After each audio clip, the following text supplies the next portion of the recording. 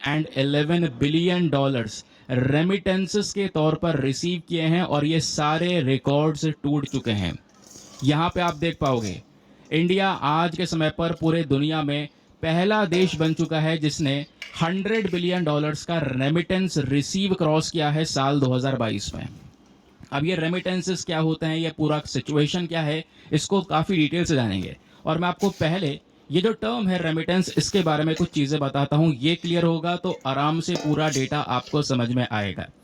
ये रेमिटेंसेस होते क्या है दोस्तों? अब आपको पता है कई सारे लोग इंडिया से बाहर विदेशों में जाते हैं काम करने के लिए। स्पेशली अरब कंट्रीज के अंदर में सबसे ज़्यादा इंडियंस आपको देखने को मिलेंगे, है ना। और अरब कंट्रीज में भी जो आपका जीसीसी है यानी गल्फ कोऑपरेशन काउंसिल, पता है ना गल्फ कोऑपरेशन काउंसिल में कितने कंट्रीज हैं? आपका यूएई है, Bahrain, Saudi Arabia, Oman, Qatar, Kuwait.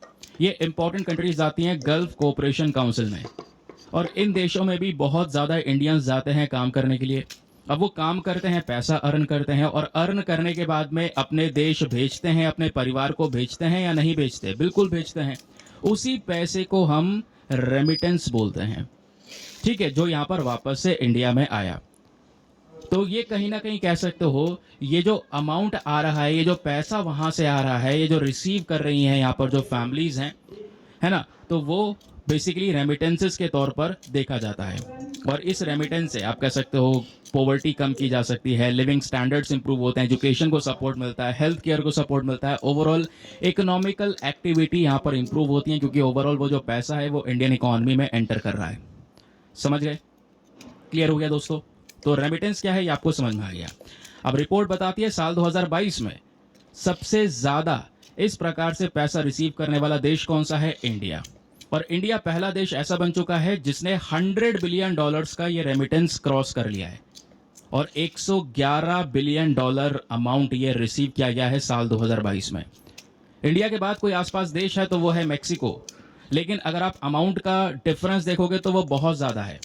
Mexico के अंदर में 61.1 बिलियन डॉलर का रेमिटेंस रिसीव हुआ है। देन थर्ड पर है चाइना जहाँ पर 51 billion dollar, Philippines 38.05, France 30.04 billion dollars. तो ये है इंडिया अभी भी इसमें सबसे ज़्यादा आगे है, ये आपको क्लियर हो जाना चाहिए। कई भी सारे जो वनडे एग्जामिनेशन है वहाँ पे पूछ लिया जाता है। ये सब डेटा कौन लेकर आता है? ये रिपोर्ट लेकर आती है, ध्यान रखना है। और ये यूनाइटेड नेशन की वर्ल्ड माइग्रेशन रिपोर्ट है। क्लियर हो गया? अब आगे आते हैं। अब दोस्तों यहाँ पे आप देखोगे तो जैसे मैंने बोला इंडिया के जो ज़्यादातर जो माइग्रेंट वर्कर्स हैं वो आपको देखने को मिल जाएंगे अरब कंट्रीज़ में। अरब कंट्रीज़ में यानी कि सबसे ज़्यादा यूएई में है, सऊदी अरेबिया में है। अच्छा एक चीज़ और आपको यहाँ पर यह भी देखना होगा, चलो इंडिया की तो बात कर ली, पाकिस्तान और बांग्लादेश कहाँ पर हैं? तो दोस्तों पाकिस्तान 6ठे नंबर पर है और बांग्लादेश 8वें नंबर पर है। यानी यहाँ से भी कई सारे लोग जाते हैं, काम करते हैं, उनको भी रेमिटेंस रिसीव होता है। तो पाकिस्तान में लगभग 30 बिलियन डॉलर्स का अमाउंट रिसीव हुआ है, बांग्लादेश में 21.5 बिलियन डॉलर्स का अमाउंट रिसीव हुआ है। ठीक है, ये बात आपको क्लियर हो गई। अब दोस्तों अगर हम इसी डेटा को थोड़ा सा कंपेयर करें अपने पास्ट से, यानी 2015 से अभी 2022 तक डेटा देखोगे तो ये लगभग डबल हो चुका है दोस्तों, बहुत ज़्यादा है। तो गाजा पट्टी में दोस्तों ये रफाह वाला रीजन आपको देखने को मिलेगा, यहीं पर एक रफाह क्रॉसिंग है। ये रफाह क्रॉसिंग, वैसे मैं आपको बताऊं गाजा पट्टी में जो रह रहे लोग हैं इनके पास में बाहर निकलने के 3 रास्ते हैं। 2 तो रास्ते केवल इजराइल में ही जाते हैं, तो बचा केवल एक रास्ता, वो है रफाह क्रॉसिंग। अगर इनको कहीं पर जाना है तो ये रफा क्रॉसिंग से इजिप्ट जाएंगे, इजिप्ट से सीधा निकल सकते हैं कहीं पर, नहीं तो फिर एक रास्ता है यहाँ पर आप देख पाओगे केरम शालोम क्रॉसिंग, लेकिन ये सीधा इजराइल में एंटर करता है। देन एक और क्रॉसिंग है एरिस क्रॉसिंग, अगेन ये भी इजराइल में ही एंटर करता है। अब ये जो गाजा पट्टी ये छोटा सा आपको रीजन दिख रहा है दोस्तों, ये हमारे मेडिटेरेनियन सी के जस्ट बगल में आपको लोकेटेड देखने को मिलेगा। 2 मिलियन के आसपास लोग आज के समय पर यहाँ पर रहते हैं। उसके अलावा इस पर्टिकुलर रीजन को ओपन एयर प्रिजन का टर्म भी दिया गया है, यानी कि एक खुला सा जेल है। इतनी ज़्यादा भरी आबादी यहाँ पर देखने को मिलेगी, 2 लाख के आसपास की, ये यहाँ पर मेंशन किया गया। ठीक है, 2 लाख नहीं 20 लाख के आसपास की आबादी यहाँ पर प्रेजेंट है। फिर अगर आप देखते हो दोस्तों तो गाजा पट्टी के आसपास कौन कौन से एरियाज हैं, केवल 2 देशों के साथ में गाजा पट्टी बॉर्डर्स को शेयर करती है, एक तरफ इजराइल है और दूसरी तरफ इजिप्ट है, बस। ठीक है, अब गाजा पट्टी के बारे में तो हमने बात कर लिया है। गाजा पट्टी का अगर आप पूरा साइज देखोगे तो ऐसे तो यहाँ पर ये 41 किलोमीटर लंबी है और ऐसा इसकी चौड़ाई जो है केवल वो 10 किलोमीटर के आसपास है। लेकिन आज के समय पर बहुत बॉम्बार्डिंग्स हुई हैं। यहीं पर रफा क्रॉसिंग है। ये रफा क्रॉसिंग कौन कंट्रोल करता है? तो दोस्तों इजिप्ट के हाथ में है इसकी सारी कंट्रोलिंग पावर्स, ध्यान रखिएगा। चलिए आगे आते हैं। नेक्स्ट आर्टिकल भारत ने लगाया है। फिर उसके बाद में चौथा अगर आप देखोगे तो अफगान पार्लियामेंट, अफगानिस्तान का इवन पार्लियामेंट जो है दोस्तों, उसके अलावा Indira Gandhi institute of child health and Habiba school, ये सारी चीज़ें इंडिया ने डेवलप की हैं।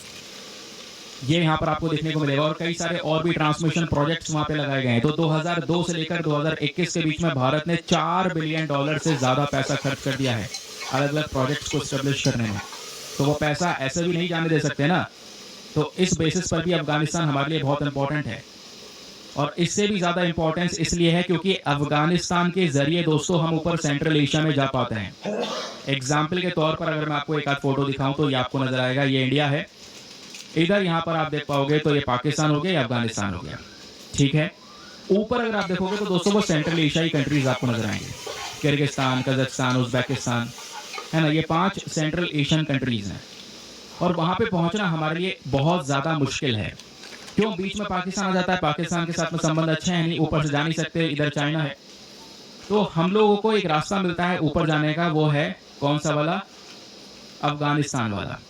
होता यह है कि अब हमें पाकिस्तान की ज़रूरत नहीं है क्योंकि इंडिया ने ईरान में, ये जो कंट्री आपको दिख रही है साइड में, ये ईरान है दोस्तों।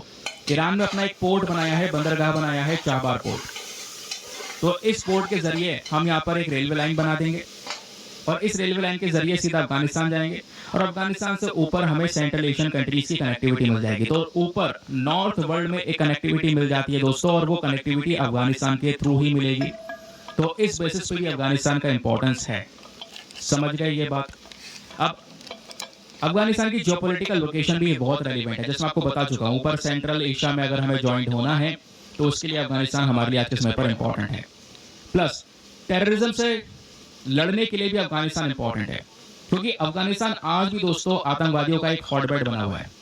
बहुत सारे टेररिस्ट ग्रुप्स यहीं से, इसी टेरिटरी से ऑपरेट करते हैं और इंडिया का डायरेक्ट इंटरेस्ट आज के समय पर अफगानिस्तान में है। अफगानिस्तान एक रेलिवेंट कंट्री बन चुका है भारत के लिए। तो हम नहीं चाहते अफगानिस्तान एक ऐसा देश बने जो कहीं ना कहीं टेररिस्ट के लिए एक सेफ हेवन बन जाए, यहाँ पर आतंकवाद पनपता रहे, बढ़ता रहे। क्योंकि कल यहाँ पर है, दूसरे दिन इंडिया में भी यहाँ पर इसका खतरा बढ़ेगा क्योंकि वो हमारा जस्ट पड़ोसी देश है। तो उसके लिए भी यहाँ पर हमें अपना एक कह सकते हो कि कदम वहाँ पे बनाए रखना बहुत ज़्यादा ज़रूरी है। तो ये बात हो गई इंडिया अफगानिस्तान के रिलेशंस के बारे में। आई होप क्लियर हो गया। चलिए एक और आर्टिकल पर आते हैं। आज के अखबार में पेज नंबर 4 पर वही सेम पेज और एक आर्टिकल प्रेजेंट है जिसको हम पॉलिटी के पर्सपेक्टिव से देख पाएंगे। आपको पता है अवार्ड्स वगैरह को लेकर भी कई सारे न्यूज़ आर्टिकल्स बहुत मुझी हैं। इनको यहाँ पे पद्म अवार्ड से सम्मानित किया गया है। कुछ को पद्म अवार्ड, क्योंकि देखो दोस्तों पद्म अवार्ड्स में भी इनके अलग अलग टाइप्स हैं, पद्म विभूषण, पद्म भूषण, पद्मश्री। तो पद्म भूषण कुछ को दिया गया है, पद्म विभूषण से काफ़ी सारे लोगों को यहाँ पर सम्मानित किया गया है, वो यहाँ पर बताया गया। तो कितने कितने लोग हैं यहाँ पर इनाम दिए गए हैं, इनको याद रखने की ज़रूरत इतनी है नहीं आपको एग्जाम पर्सपेक्टिव से, क्योंकि अगर एग्जाम में कुछ क्वेश्चन बनता है तो यहाँ पे पद्म अवार्ड्स के बैकग्राउंड डेटा से बहुत सारे क्वेश्चन बन पाएंगे और इवन बन चुके भी हैं। चलिए मैं आपको बताता हूँ क्या और कैसे पढ़ना है। तो दोस्तों जो पद्म अवार्ड्स की जब बात होती है तो इनको हर साल अनाउंस कर देते हैं 26 जनवरी पर, अपने रिपब्लिक डे पर। ये जो अवार्ड्स हैं इनको 1954 में बनाया गया था। एक हाईएस्ट सिविलियन ऑनर है ये, जिसको सम्मानित किया जाता है यहाँ पर। अब इसके ऑब्जेक्टिव के बारे में बात करेंगे, नहीं अवार्ड क्यों दिया जाता है। भाई कोई पर्सन है, बहुत बड़ी पर्सनालिटी बन चुका है, उन्होंने अलग अलग फील्ड्स में यहाँ पर बढ़िया काम किया, उनका एक बहुत खतरनाक अचीवमेंट है उसमें जो किसी का नहीं है। पब्लिक सर्विस में यहाँ पर उनका एक बहुत बड़ा इन्वॉल्वमेंट है। उस बेसिस पर दोस्तों यहाँ पर उनको सम्मानित किया जाता है इस पद्म अवार्ड से, जिसमें 3 प्रकार आते हैं, पद्म विभूषण, पद्म भूषण एंड देन पद्मश्री। ये जो पद्म अवार्ड से एग्जैक्ट लाएगा 1954 में, ताकि इंडिया में कुछ ऐसे व्यक्ति जिनका कंट्रीब्यूशन हमारे देश में काफ़ी ज़्यादा है, बहुत ही एक्सेप्शनल काम किया है, उनको यहाँ पर इन अवार्ड से सम्मानित किया जा सके। और ध्यान रखिए दोस्तों, गवर्नमेंट ने यहाँ पर ये जो पद्म अवार्ड्स हैं इनको 2 साल के लिए सस्पेंड भी कर दिया था। ये नहीं दिया जा रहा था 1977 में, ठीक है। उसके अलावा इसको बाद में फिर से सस्पेंड किया गया 1992 में। जब 2 PIL फाइल की गई थी हाई कोर्ट ऑफ इंडिया में। तो मतलब ये सस्पेंड भी हो चुका है कई बार, ध्यान रखिएगा, 2 बार यहाँ पर सस्पेंड हो चुका है। फिर बात आती है कैटेगरीज की, तो कैटेगरीज में आपको बता चुका हूँ, पद्म विभूषण जिसने एक्सेप्शनल काम किया है, पद्म भूषण अगेन, देन पद्मश्री, ये 3 अवार्ड्स आपको देखने को मिले। इनकी हायरार्की अगर आप देखते हो तो इसमें से सबसे अव्वल नंबर का है पद्म विभूषण, ये एक हाईएस्ट अवार्ड है दोस्तों। उसके बाद यहाँ पर पद्म भूषण, देन उसके बाद में पद्मश्री। ठीक है, नाम ध्यान रखिएगा, इनका सीक्वेंस ध्यान रखिएगा। अब क्वेश्चन यह है कि कोई इंसान कौन सी फील्ड में काम कर रहा है एक्सेप्शनल, जिसकी वजह से अवार्ड मिल रहा है। तो दोस्तों ये अवार्ड अलग अलग फील्ड ऑफ एक्टिविटीज में दिए जाते हैं। कोई आर्ट वर्क है, सोशल वर्क है, public affair, science, engineering, trade, industry, medicine, literature, education, sport, civil service etcetera. इन सब सेक्शंस में किसी पर्सनालिटी का एक एक्सेप्शनल कंट्रीब्यूशन है तो उस बेसिस पर यहाँ पर उनको अवार्ड दिया जा रहा है। सवाल यह है इसके लिए कि क्या कोई मतलब क्राइटेरिया वगैरह है? नहीं दोस्तों, यहाँ पे कोई भी किसी प्रकार का डिस्क्रिमिनेशन, कोई भेदभाव नहीं है।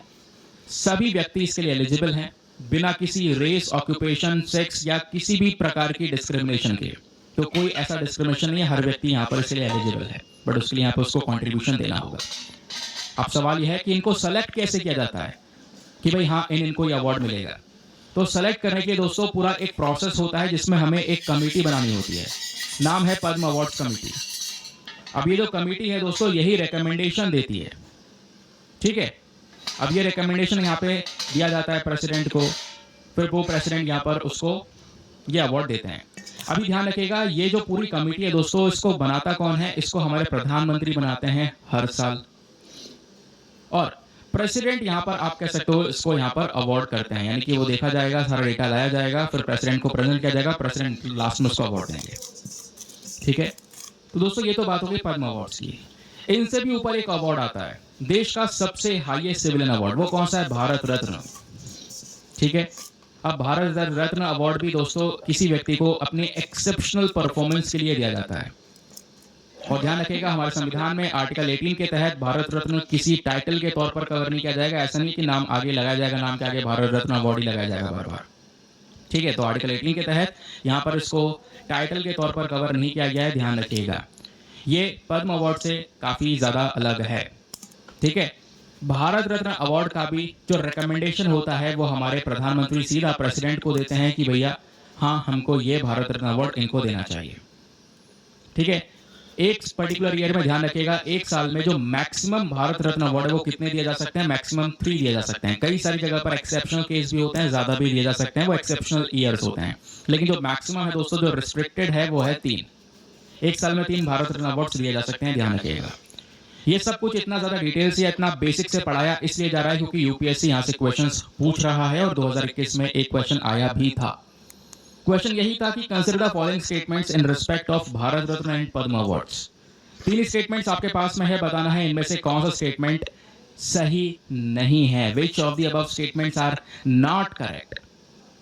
पहला, भारत रत्न एंड पद्म अवार्ड्स ये टाइटल के तौर पर काम करते हैं under the article 18 clause 1 of the constitution of India. गलत है भाई, नहीं, आप इसको टाइटल के तौर पर यूज नहीं कर सकते। तो पहला स्टेटमेंट गलत है, अभी मैंने बताया था इसके बारे में।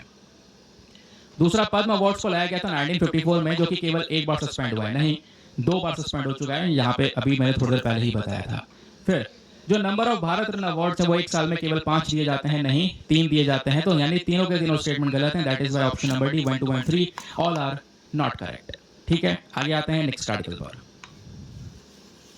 अगला आर्टिकल भी एग्जाम के लिए बहुत ज्यादा इंपॉर्टेंट है। जो मिनिस्ट्री ऑफ एक्सटर्नल अफेयर है, इन्होंने यूनाइटेड नेशन सिक्योरिटी काउंसिल की जो टेररिज्म से लड़ने की मीटिंग चल रही थी, उस मीटिंग के अंदर में अनाउंस किया कि भाई इंडिया ने भी बहुत सारा पैसा कंट्रीब्यूट किया, $5 लाख के आसपास कंट्रीब्यूट किया हुआ है। और ये जो इंडिया का कंट्रीब्यूशन है ये यहाँ पर बड़े बड़े प्रोग्राम को सपोर्ट करेगा, जैसे वही टेररिज्म की जो फाइनेंसिंग हो रही है इससे लड़ाई में, यानी आतंकवाद से लड़ने में, प्लस जो टेररिस्ट से संबंधित जो प्रोग्राम्स हैं उसको काउंटर करने में भी यहाँ पर इंडिया का कंट्रीब्यूशन सपोर्ट करेगा। क्योंकि दोस्तों आज के समय पर जो आतंकवाद है वो काफी तेजी से बढ़ रहा है, और उस आतंकवाद को, जो बढ़ता हुआ आतंकवाद है बेसिकली, उसको टैकल करने में कई सारे चैलेंजेस, कई सारी चुनौतियां हमको फेस करनी पड़ती है। जैसे पहला सबसे बड़ा यहाँ पर चैलेंज है दोस्तों, टेररिज्म की अभी भी कोई प्रॉपर एक्सेप्टेड डेफिनेशन हमारे पास में नहीं है ना। कि भाई टेररिज्म एग्जैक्टली है क्या, कोई गुड टेररिज्म, कोई बैड टेररिज्म, कोई इस प्रकार की चीज़ें इंक्लूड कर देते हैं। तो पहली बात हमारे पास में क्लियर डेफिनेशन होनी चाहिए, ये गुड बैड कुछ नहीं होता है, टेररिज्म टेररिज्म होता है। नहीं, कई सारी कंट्रीज खेलती है ना ऐसे गेम, आपको पता होगा। फिर बात यहाँ पर यह है, दूसरी सबसे बड़ी प्रॉब्लम यह है कि आजकल जो टेरर फंडिंग हो रही है, क्योंकि ये टेररिज्म बढ़े ही ना अगर इनको फंडिंग ना मिले, पैसा जा रहा है तभी तो बढ़ रहा है। और वो जो फंडिंग हो रही है आजकल वर्चुअल करेंसीज यानी वही क्रिप्टो करेंसी बिटकॉइन वगैरह से हो रही है, जिसको ट्रैक करना बहुत मुश्किल है। क्योंकि आपको पता है जो ये बिटकॉइन वगैरह है, ये जो क्रिप्टो करेंसी है, इनके ऊपर कोई रेगुलेशन नहीं है। जैसे हमारे इंडिया में जितने भी बैंक हैं उनको रेगुलेट करने के लिए रिजर्व बैंक ऑफ इंडिया है, हर एक के ऊपर कंट्रोल करने के लिए एक बॉडी होती है ना, वैसे क्रिप्टो करेंसी के ऊपर कोई रेगुलेशन नहीं है। तो यहाँ से बहुत ज़्यादा टेरर फाइनेंसिंग हो जाती है, जिसको रोकना काफ़ी ज़्यादा मुश्किल है। तो ये कुछ चैलेंजेस हैं टेररिज्म को एड्रेस करने में। लेकिन कोई बात नहीं, कैसे भी चैलेंजेस हो, कई सारे कदम उठाए गए हैं टेररिज्म से लड़ने के लिए। अगर आप दुनिया के लेवल पर देखोगे, ग्लोबल लेवल पर भी कई सारे स्टेप्स उठाए गए हैं जो दोस्तों, जैसे कि United nation global counter terrorism strategy. ये जो स्ट्रैटेजी है, इसका मेन मकसद क्या है? इसका मेन मकसद यही है टेररिज्म को काउंटर करना इंटरनेशनल लेवल पर। देन फिर एक और चीज़ है, एक और इनिशिएटिव है रीजनल एंटी टेररिस्ट स्ट्रक्चर। फिर उसके बाद financial action task force FATF। भाई ये जो FATF ग्रुप है क्या करता है? ऐसे देश जहां पर टेररिज्म फाइनेंसिंग हो रही है, टेररिज्म को प्रमोट किया जा रहा है या बढ़ावा मिल रहा है, उनको यहाँ पर टारगेट करता है, उनको ब्लैक लिस्ट या ग्रे लिस्ट के अंदर में डालने का काम करता है FATF। इंडिया भी FATF का मेंबर है, मिलके काम करता है। ठीक है, फिर बात आती है इंडिया की। ये तो बात हो गई दुनिया भर क्या स्टेप्स उठा रहे हैं।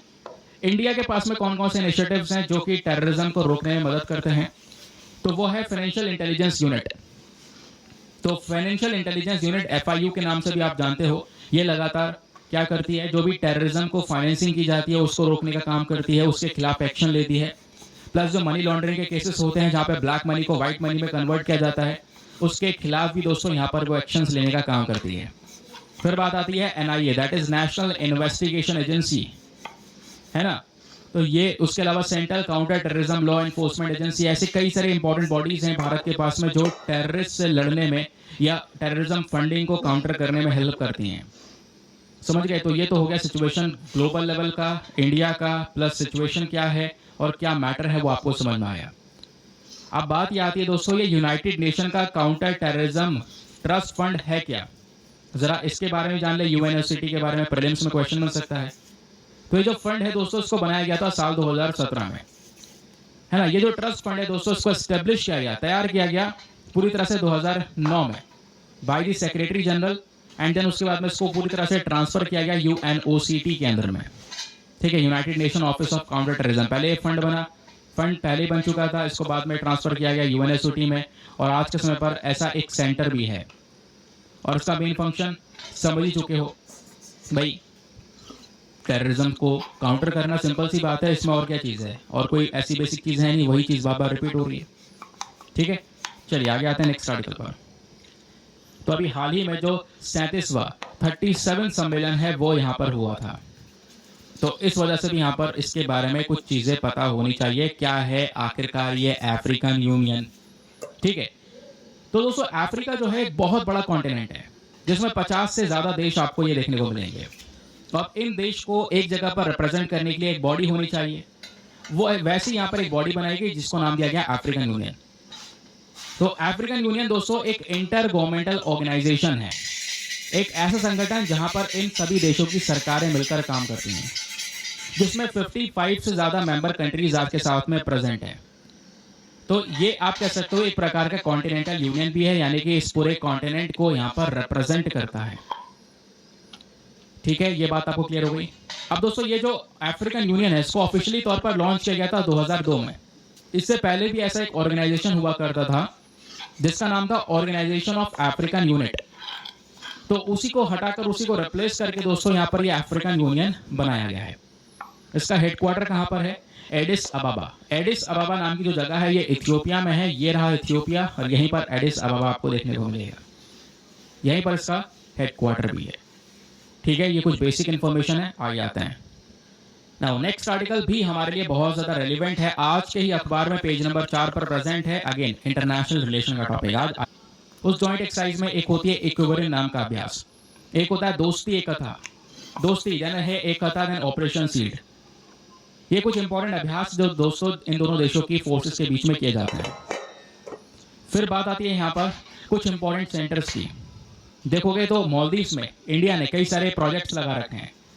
Drug detoxification rehabilitation centre India के सपोर्ट से वहां पे खोला गया है, ड्रग्स के एडिक्शन को दूर करने के लिए। मालदीव्स के अंदर में भी यहाँ पर अब पूरी तरह से कब्जा कर रहे हैं, तो इंडिया को कवर करने की यहाँ पर कोशिश कर रहा है। तो ये भी कहीं ना कहीं एक प्रॉब्लमेटिक है, यानी भारत और इसके ऊपर अगर आप देखोगे तो एक फ्लैट टॉप डेक देखने को मिलेगा, जहां पर एक टेक्नोलॉजी का यूज किया गया है जिसका नाम है EMALS, that is electromagnetic aircraft launch system. ये सिस्टम जिसको अमेरिका ने सबसे पहले डेवलप किया था। ये क्या करता है, इस जहाज पे से एयरक्राफ्ट को उड़ने में मदद करता है, क्योंकि यहाँ पर आप देख पाओगे जो जहाज दोस्तों उस पे एयरक्राफ्ट रखे जाएंगे। अब इनको इस एयरक्राफ्ट को मान लो फाइटर जेट को उड़ान भरनी है, तो उड़ान भरने के लिए दोस्तों यहाँ पर एक सिस्टम लगाया गया है जिसको नाम दिया गया मैंने EMALS। मैंने बताया ना, ये एक प्रकार का कैटापुल्ट सिस्टम है। ध्यान रखिएगा कैटापुल्ट क्या होता है। कैटापुल्ट क्योंकि दोस्तों यहाँ पे क्या है ना, ये आप देख पाओगे जहाज पे जब एयरक्राफ्ट कैरियर रखा है तो उसको उतनी जगह नहीं मिलती है उड़ान भरने के लिए जितनी जमीन पे मिलती है। तो इसके लिए यहाँ पर एक कैटापुल्ट सिस्टम लगाया गया है इसमें, जिसमें क्या होगा, अपने फाइटर जेट का जो आगे वाला टायर है वो एक नीचे मशीन में रखा जाएगा और ये मशीन तेजी से यहाँ पर जाएगी, यानी कि पूरी पावर देगी, पूरी स्पीड देगी इस फाइटर जेट को अपनी उड़ान भरने के लिए, जिससे यहाँ पर जो फाइटर जेट है फिर वो हवा में उड़ सकेगा। ठीक है, तो ये EMALS सिस्टम आपको देखने को मिलेगा जो इंडिया के पास में भी मौजूद है। US ने इंडिया को प्रोवाइड करवाया था, बट इंडिया ने यहाँ पर कह सकते हो कि ये जो पूरा का पूरा कॉन्सेप्ट है, ये जो प्लानिंग थी इसकी, क्योंकि ये पूरा टेक्नोलॉजी हमारे पास में है, लेकिन बजट के इशू की वजह से